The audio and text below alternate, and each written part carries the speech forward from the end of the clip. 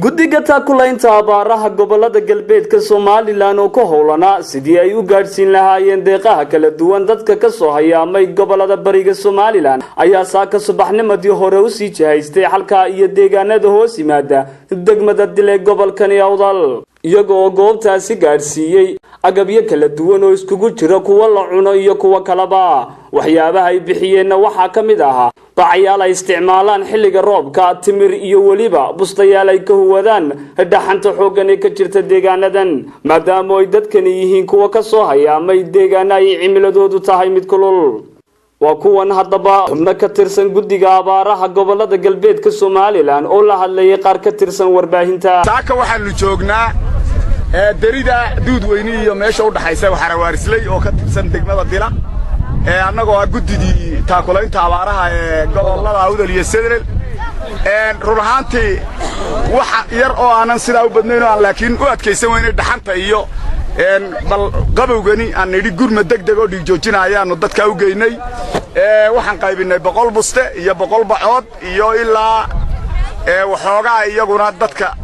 ay ugu tabaruceen dadka walaalahooda oo iyaguna buntada oo koodhan iyo iskugu jireen dhar ayaanu qaybinay iyo timir qofkiiba ilaa qaar laba kartoon ku hagaageen iyo qaar nahay guddiga taakulaynta abaaraha in muddaaba wixii tamartaya iyo waxaan umada ka soo helay iyo waxaan hore u haynayba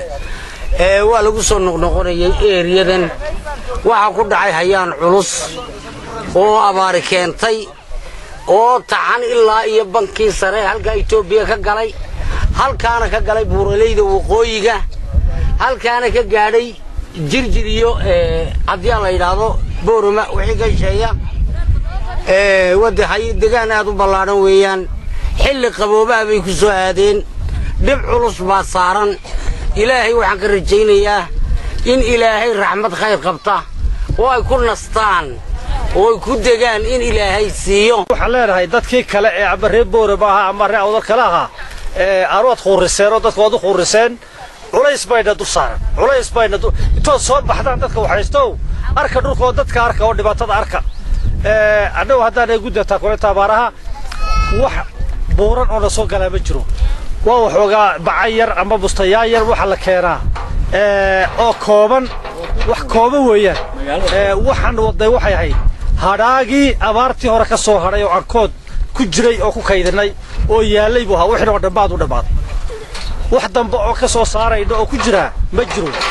waxaan leedahay waa dadka arka oo naxariisto har isku naxno kolkaan isku naxariisano ilaahay doon naxariisani haddii kala naxariisani mayno ummadda arka walaalaheena arka waxaan leeyahay bagaraysa xanaanada xoolaha iyo wasaaradda caafimaadkaba dadku way xanuunsanayaanoo saf baa jira وجامع حسين جامع ضد Somali Cable TV